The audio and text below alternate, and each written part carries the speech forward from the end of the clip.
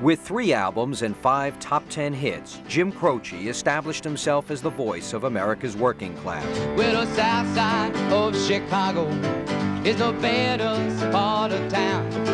And if you go down there, you better just beware of a man named Leroy Brown. Croce was one of these guys who told our story. When we heard songs like Time in a Bottle, when we heard, Leroy Brown or something like that, he was reminding us in verse who we were and what made us so special. Yes, he was better than old King Kong and meaner than a junkyard dog. What appeared to be Jim Croce's overnight success took a lifetime to achieve. When he finally became a superstar and hit the road, his private life paid the price. He belonged to the road. He was no longer ours anymore. Life became an abrupt and lonely place for me. And just as Jim decided that being home was more important than living on the road, his life came to a tragic end. And I thought, man, what a shame. How does it happen like this? When Jim Croce died in a tragic plane crash at the age of 30, he left behind a 2-year-old baby boy who would never know his father, and a devastated wife who always knew that time wasn't on their side. I guess there was a sense that I had from the minute that I met Jim that it couldn't last forever. Tonight, a VH1 exclusive, the triumph and the tragedy of Jim Croce. I would be happy just to hold the hands I love on a winter's night with you.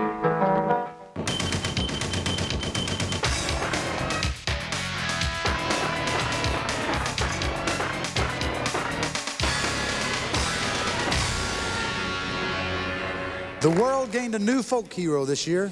You don't pull off the Lone Ranger's mask, you don't tug on Superman's cape, and you sure don't want to mess around with Big Jim Croce.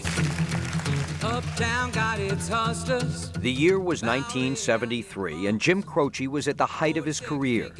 After years of playing in dive bars, struggling to make ends meet, this ordinary man was finally on his way to becoming an extraordinary star. You don't pull the mask off old Lone Ranger, and you don't mess around with Jim. It was a balmy evening in the bayou, and Jim Croce had just finished a concert in Natchitoches, Louisiana. He put on a show that was beyond belief. The people there, he must have had 3 encores that night. As his chartered plane lifted off, the twin-engine Beechcraft suddenly slammed into a row of pecan trees at the end of the runway. Within seconds, Jim Croce and 5 other people on board were dead. I had a lot of anger when Jim died. I had a lot of anger. I missed him terribly, and I was angry at him, and I was angry that he had died, and I was angry at the whole business. Now, close to 25 years later, the original landing strip has been replaced and the pecan trees have been cut down. What remains is the music and the poetry of Jim Croce. This is his story through the eyes of the people who knew him best. His wife Ingrid, his blue-collar buddies, and closest friends Cheech Marin and Arlo Guthrie. I don't know that he saw himself as being that unique. He saw himself as being a regular guy. And in those days, that really meant something. Yeah, well, the streets are all part of his blood, I think, and it's part of mine as well.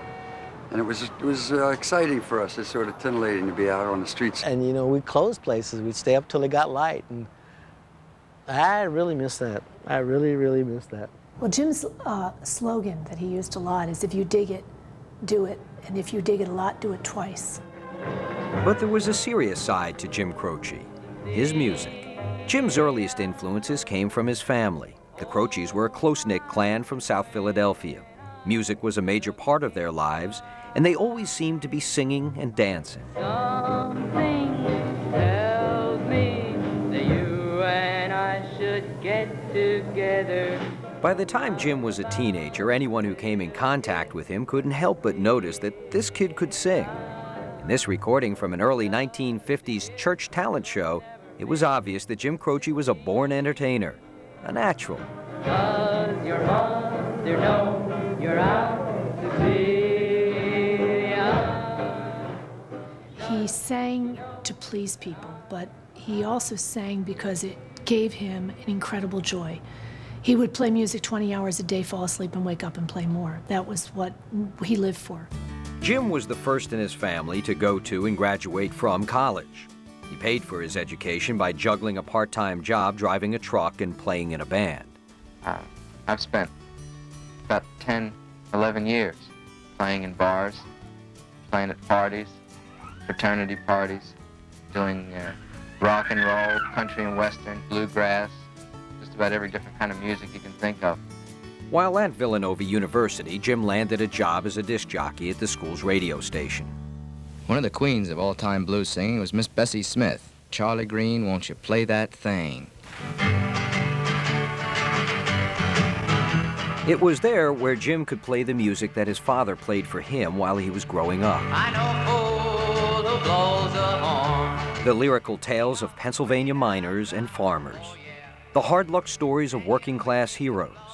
If Jim wasn't playing or performing music, he was listening to it, especially folk music. And that's what drew him to a local hootenanny, where he met a young singer named Ingrid Jacobson. I fell madly in love. I couldn't even imagine that life had ever existed before he walked into that room with that guitar. The year was 1963. Ingrid was 16, Jim 19. They fell in love, and after a 3-year courtship, were married. I mean, when you meet someone and you're 16 and you're madly in love, you're at a time in your life where your hormones are running your life, you know, and everything's emotional. Fueled by that emotion, Jim and Ingrid embarked on their musical journey together, madly in love, but absolutely penniless.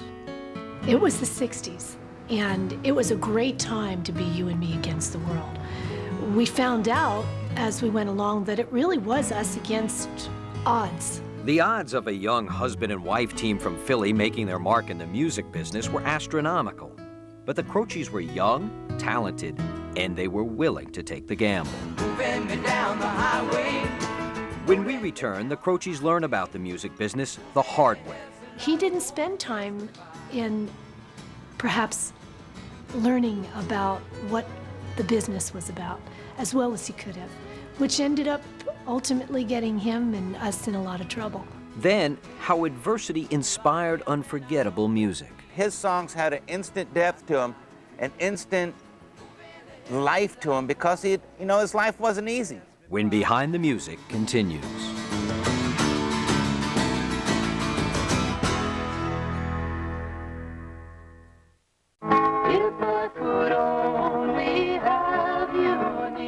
It was early 1970, and Jim and Ingrid Croce had been married for 4 years. After their wedding, they sang their way up and down the East Coast, finally settling in New York. But after their first and only record together didn't sell, the couple abandoned the big city. We were sitting at our house, and he was trying to figure out ways to make money because we just kind of knew that music wasn't the way we could make money. Don't you know that I gotta get out of here, 'cause New York's not my home. I'm Jim Croce, and I live here. Jim and Ingrid escaped to a tiny farmhouse apartment in the rural Pennsylvania town of Lindale. This 1973 documentary provides a rare glimpse of the Croce's life on the farm. You know, I've lived in a lot of different places, lived in cities, lived around the suburbs, and I really like living in the country. The apartment was cheap and close to the small bars Jim needed to perform in to make a buck. But as he would recall later, there was more to performing in those bars than just playing music. There was self-defense. And you work right on the floor, and they got you surrounded in a little chicken wire cage, so nobody hurts you with stuff that's flying through the air. One thing I've learned, though, is the guitar is really a great instrument of self-defense, you know. Life was difficult for the Croces, but things were about to get worse. Like many struggling artists, Jim was anxious to make it big. While recording in New York, Jim signed a series of contracts with representatives who promised to promote him and his music. It was a deal the Croces would later regret.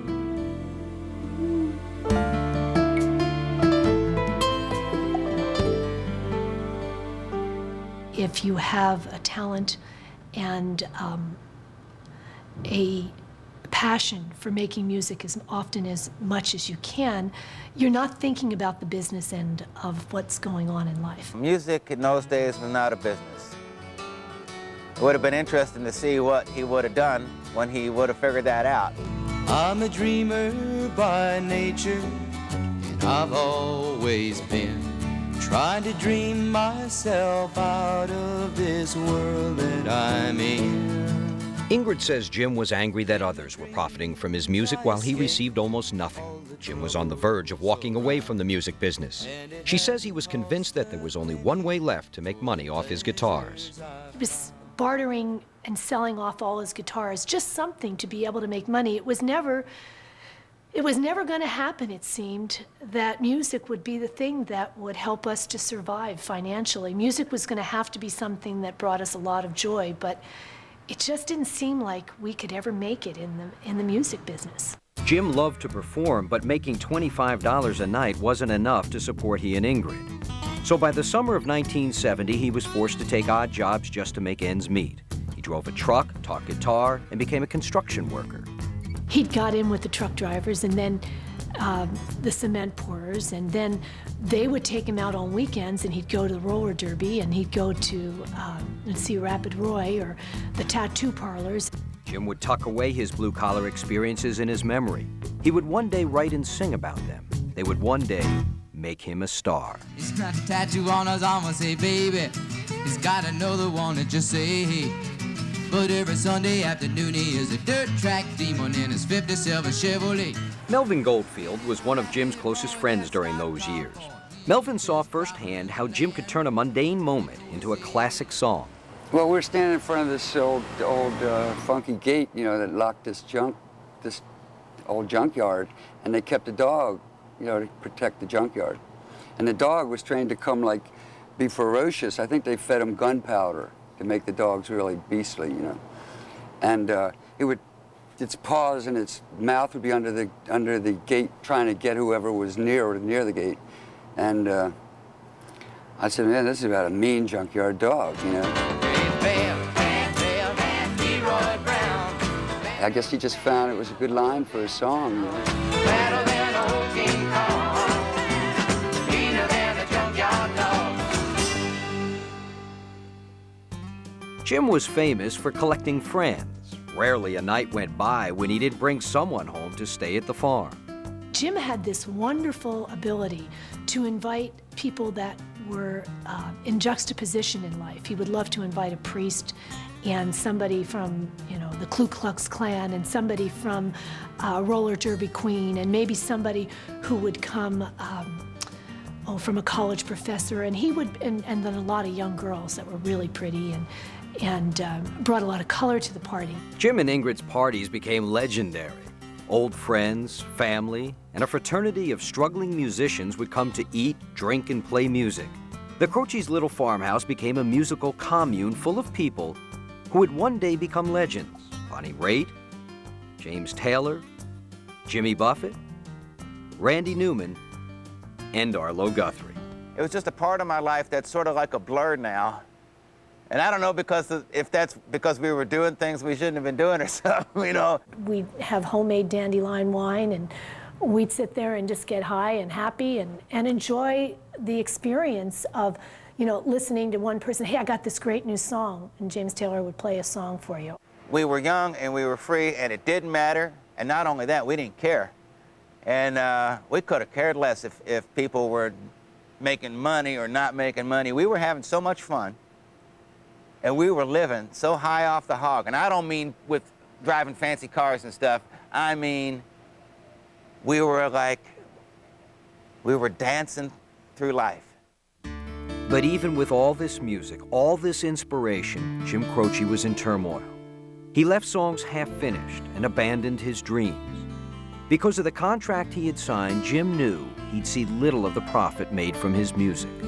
He didn't feel safe in writing. He was very scared that if he wrote something that he had to deal with the people up in New York, which he realized were not his friends. So he kind of swore off writing for a year because he was afraid if he did anything that they would take it. Nevertheless, Jim believed that somehow, some way, things would work out. Ingrid wasn't so sure.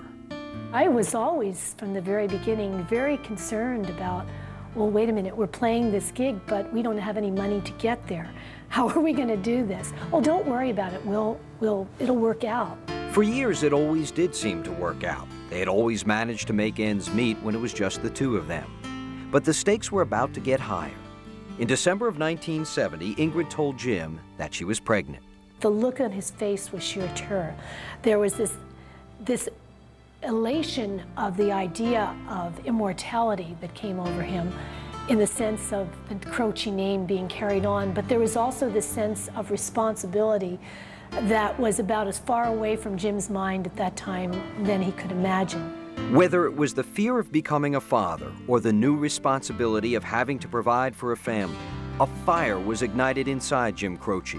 He sat down at the kitchen table and began to write all of the stories he had heard, all of his life's experiences that he'd been saving.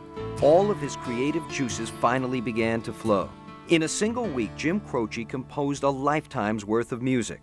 Operator, New York's Not My Home, Don't Mess Around with Jim, Rapid Roy, Photographs and Memories, and a song dedicated to his unborn child, Time in a Bottle. If I could save time in a bottle. I think with Jim recognizing the birth of his own child, there was a sense of mortality that inclined him to write a song about immortality in a sense. It was a turning over of his own life into another life. You're the one I want to go through time with. Jim was about to have a family. He needed to make money. So he swallowed his pride, returned to New York, and began recording. Jim Croce had new music with a new message. Don't mess around with Jim. The thing that really made Time in a Bottle, or You Don't Mess Around with Jim, come alive was the sense of the gift of giving this to someone that was going to be really important in his life. For 8 months, Jim would split his time between recording in New York and being at home on the farm. Jim was preparing for what he saw as the two greatest accomplishments of his life, his son and his first solo album. Next, Jim Croce's career takes off. Of a man named Leroy Brown. I came out with that first hit, boom, Leroy Brown, top of the charts, Operator, top of the charts, I Have to Tell You I Love You, boom, boom, boom. It was like he was firing rockets off, you know? And later, Jim hits the road, and Ingrid struggles to keep the family together. Life became an abrupt and lonely place for me. When Behind the Music returns. Ain't come and meaner than a junkyard dog.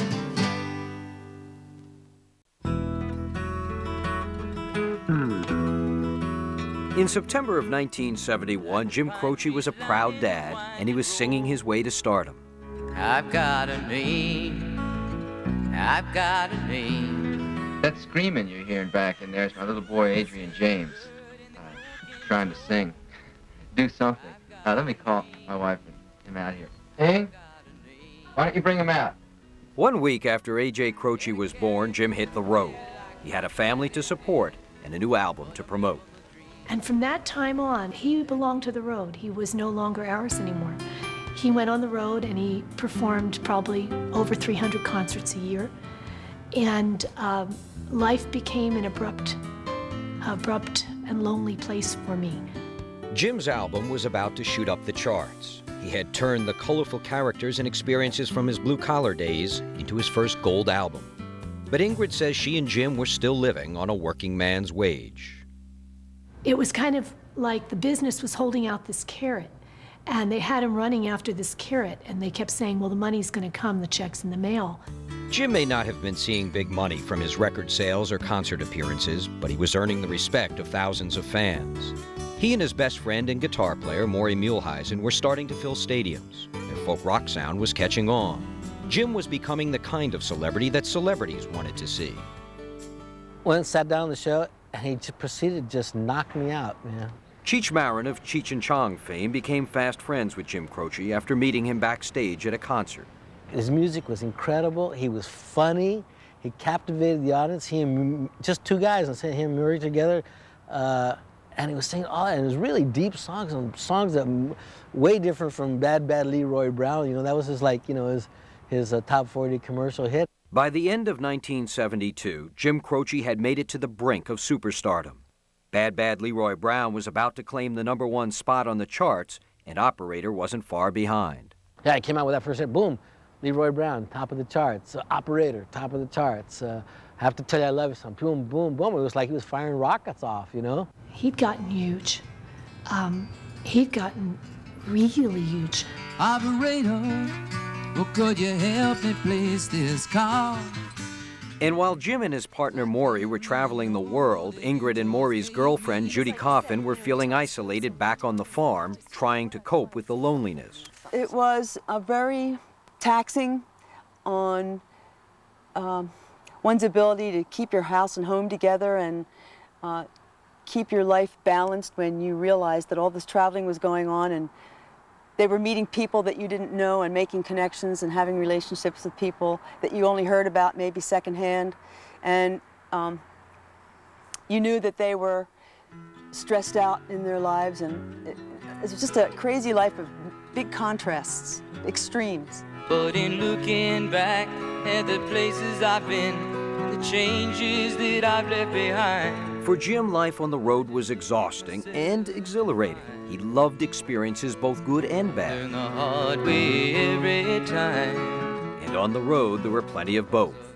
Jim Croce was a long way from the farm. I don't think Jim was any different than anybody else on the road.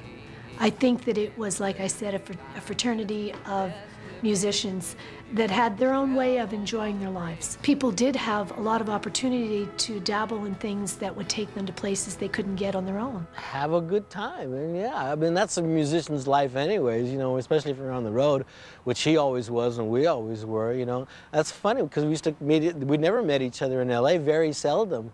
We'd always meet each other in New York or Chicago or something. Oh, and it was always like, oh, and you have an old friend that was in town.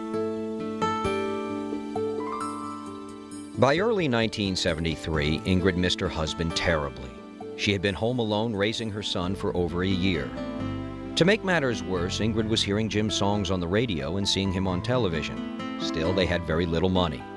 When Jim returned to the country for a one-week vacation, Ingrid confronted him. The dollar thing started to come in, and I said, Jim, I don't understand, you know, what is going on? You're working like a crazy person on the road, and we don't have any more money than we had when we were singing college concerts 2 years ago. And, you know, he said, I know, I don't want to talk about it. It's all going to be okay. And, you know, and I would press. And that's something that I've learned you didn't do with Jim, especially after having been on the road.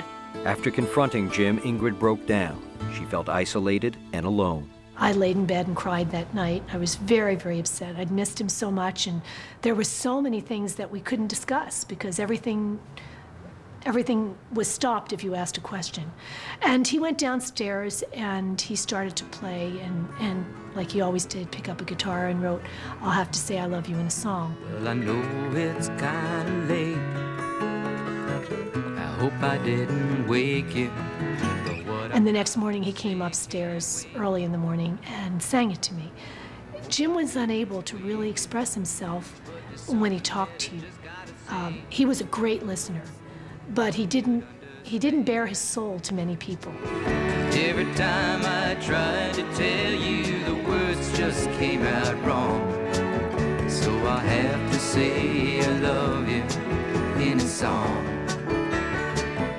He had one of those faces that when you looked into his eyes, you realized the guy had lived. You know, the guy, there was pain in his songs. They were funny and they were warm, they were wonderful because of the life he had lived. It was August of 1973. Jim and Ingrid knew that things had to change. They had to get better. So in an attempt to escape the isolation and loneliness of the farm, they decided to start a new life in California. The Croces packed up everything they owned and moved to San Diego. Well, I always just wanted it normal. I mean, I tried to move to a place in San Diego called Normal Heights just to get normal. Despite the move, Jim was still constantly on the road.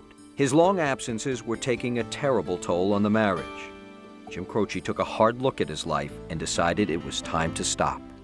We were looking at a photo of Jim that a friend of ours had taken. It was the ultimate photo of Jim. It showed Jim in the Jim Croce that everybody knew and loved.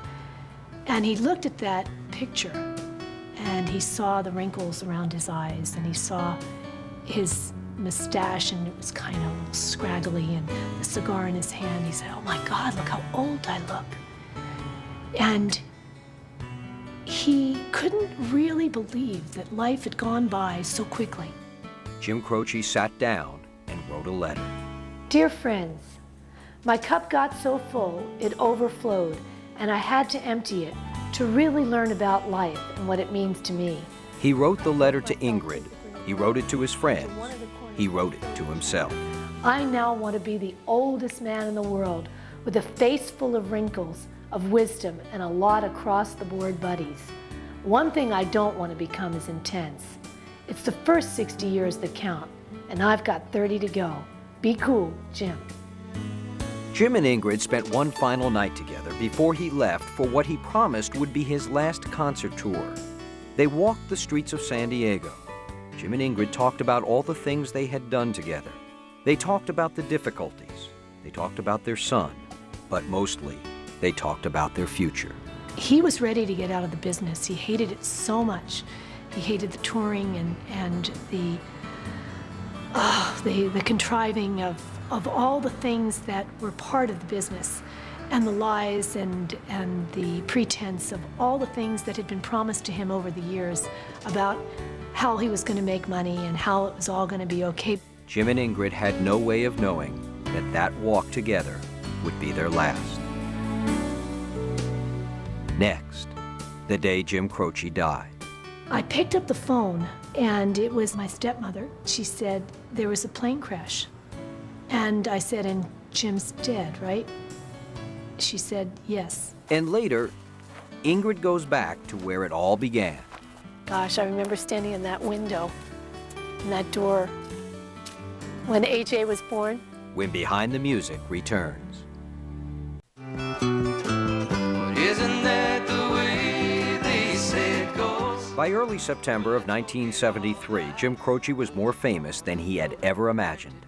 He had 3 hits on the top of the charts, and with the single Time in a Bottle about to be released, Jim's music would become more popular than ever. But that's not the way it feels. Wherever we went, people recognized Jim's music, and they recognized Jim. And it did. It happened, I think, for the most part, for people overnight.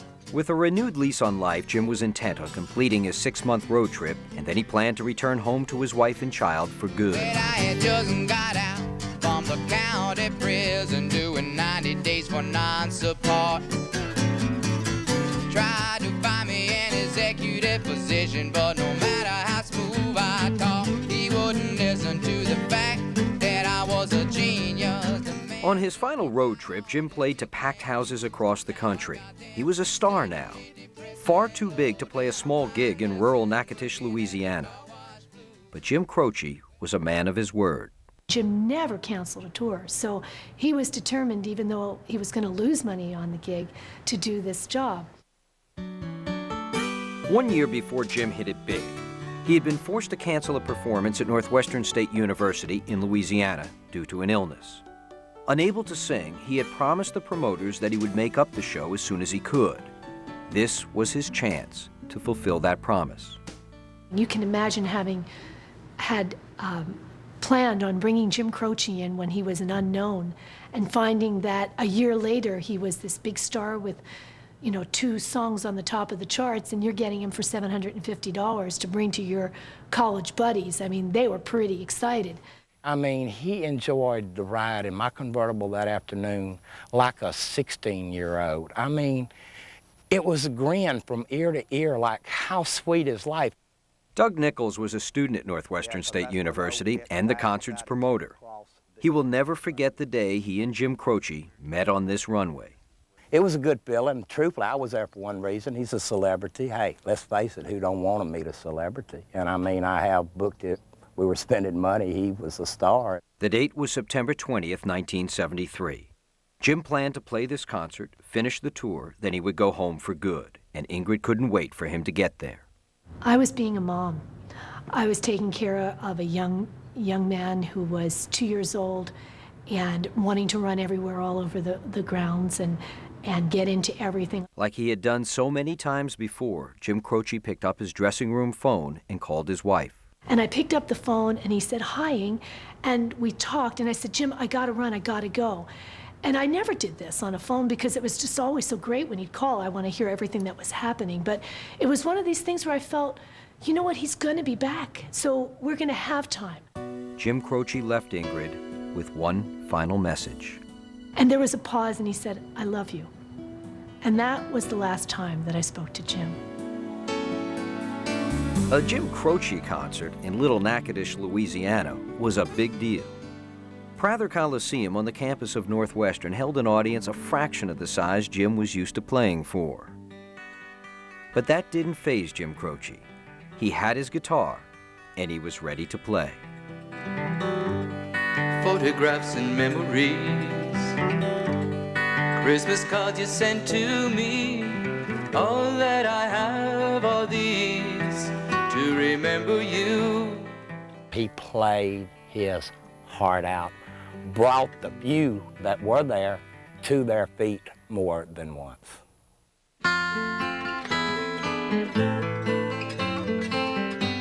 I went to sleep that night, and I remember looking in the mirror.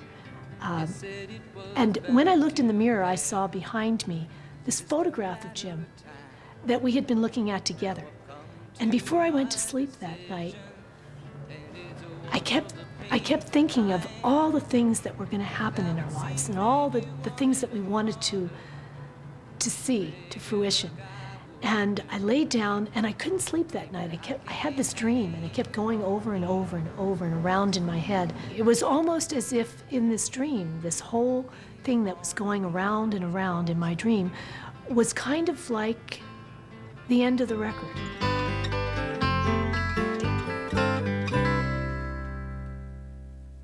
This may very well be the last photo ever taken of Jim Croce. He had closed his show with an encore performance of Time in a Bottle. And despite the small crowd, Jim Croce was on an emotional high. If I could save time in a bottle, the first thing that I'd like to do is to save every day till eternity passes away, just to spend them with you. If I could make days last forever, if words could make wishes come true, I'd save every day like a treasure, and then again I would spend them with you. Jim and Maury climbed aboard their chartered plane. They buckled in, the engines started, and the plane began to taxi. Jim Croce was headed to another show in Texas, but he would never arrive. Jim Croce would never see his wife or his child again.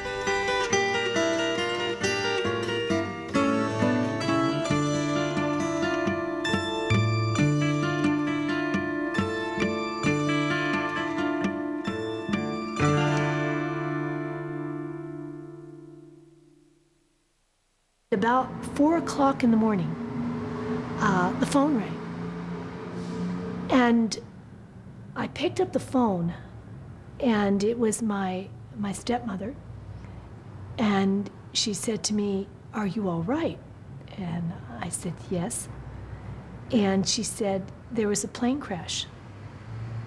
I was just watching the Today Show, and there was a plane crash." And I said, "And Jim's dead, right?" She said, "Yes, everyone on the plane died."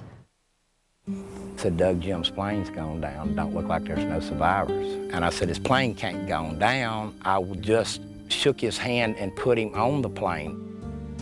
As the plane had begun its takeoff, one of its wings clipped a tree.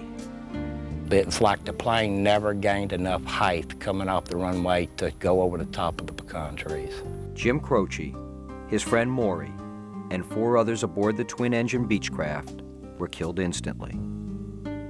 News of the tragedy spread quickly. It was one of those moments when you go, what? It's like, it's not real. And I don't remember what I was doing. I just remember somebody said, "You know, Jim Croce just died."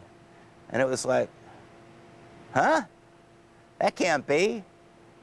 And I thought somebody was kidding. I thought somebody was just making it up. You know, another one of those disasters, you know, like, you know, there had been a few people that had been killed that way and, you know, and planes going down or something, but that was rock and roll people. I mean, it didn't happen to folk singer types. I was about to step on stage. I can't remember where it was. Someplace. And we were just standing outside the auditorium or in the little waiting area, you know, when we were ready to go on. Somebody came and said, "Hey, did you hear this news? Jim Croce died in a plane crash." And I went, "What?" And then the guy says, "Okay, you guys, you're on." I swear to God, it just happened that quick. I went, I'll deal with this later. And I went on and I did the show. And I just had to do the show, and it came off, and I went, whoa. He wasn't ready for this. You know, he should be here. He wasn't ready for that day. Ingrid, in the meantime, had to explain to her 2-year-old son that his father wasn't coming home. I told him right away. I don't know if he understood it, but he seemed to understand it. And I think that was, without question, for me, the saddest part of it all. I just wanted so much for AJ to have a family. Less than 1 month after Jim's death, Time in a Bottle hit #1 on the Billboard charts, and 3 of his albums would eventually make it to the top 10. Jim Croce may have been gone, but his music wouldn't let us forget him. It wasn't long, maybe a month or two after he had died, that it was like Jim Croce was the only thing on the radio. And all of a sudden, everybody was singing his songs. You'd hear his music everywhere. It was a big deal when he died because he was going up and he wasn't leveled off. He wasn't going down. And when somebody's going up, we all have expectations, and the world had expectations. People had things happening for him, you know. Next, Ingrid struggled to win back control of her husband's music. I've always felt that people need to fight for things that they believe in. And AJ Croce. A legacy lives on. Jim Croce's legacy is his music. His son and his music. When Behind the Music continues.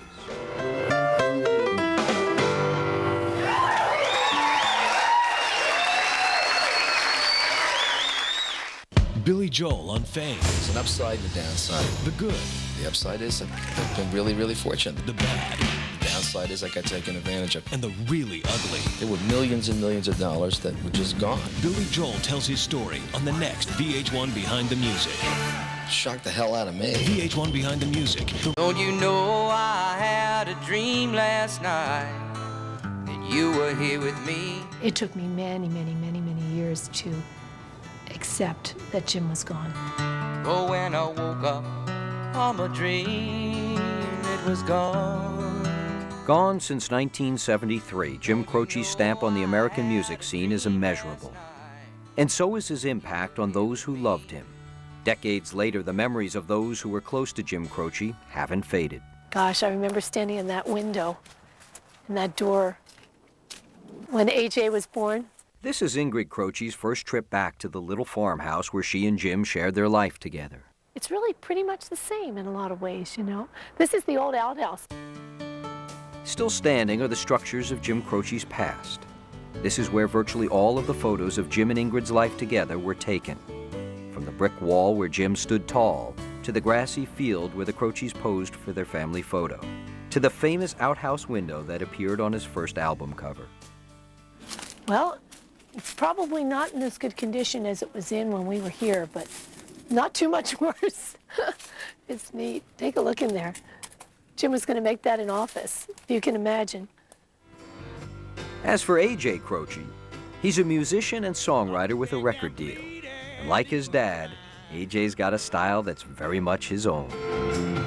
You said you miss me awful bad.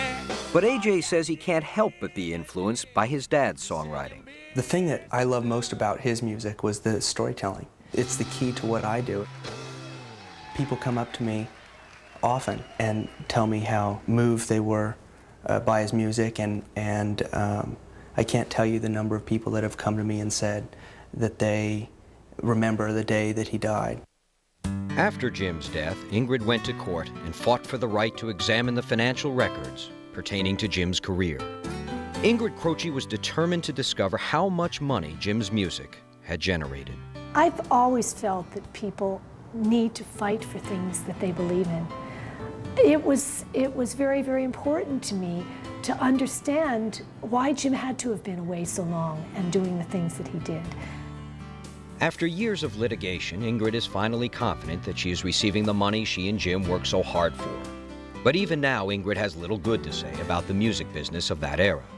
It wasn't a time when people's lives were really valued, at least not in the industry that I was part of. It took Ingrid Croce years to come to grips with the loss of her husband. Today she is remarried and operates a restaurant dedicated to the memory of Jim. Located smack dab in the heart of San Diego, Croce's is on the same street where Jim and Ingrid took their final walk together. It is there she displays the many reminders of her life with Jim. As Ingrid looks back, however, it is the first song he ever sang to her that puts it all in perspective. This recording has never before been made public. And I'm just a country boy, money have I none. The song is called I'm Just a Country Boy. It tells the story of a simple man with no money, but an abundance of love. Jim Croce was not a simple man, but his dreams were. He looked for happiness and found it in making others happy.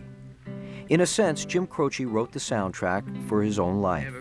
And in the process, with each note, each lyric, each story, we all learned a little something about ourselves.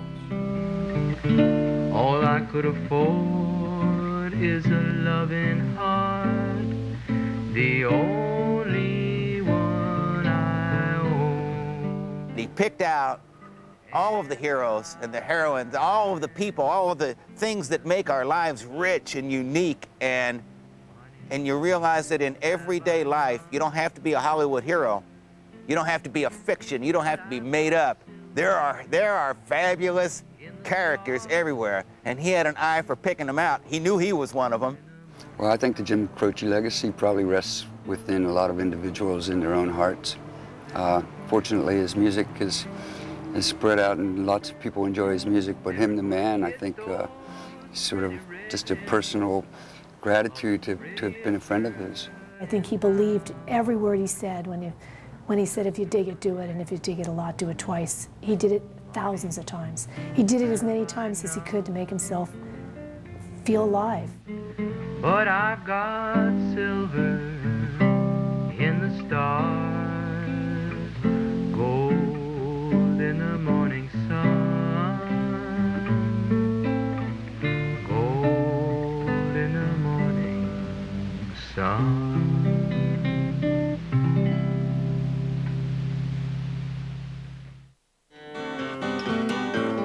Living in L.A. with my best old ex-friend Ray. Gosh, she said she knew. 20 years ago, Leif Garrett was a teen idol. He drove all the girls crazy, and he drove his car off a cliff, crippling his best buddy and killing their friendship. Now, for the first time in 20 years, Leif and his friend are reunited on VH1 Behind the Music, Leif Garrett, tonight at 9/8 Central on VH1's Teen Idols Week. Overcome the blow, learn to take it well. I only wish my words could just convince myself that it just wasn't real. But that's not the way it feels.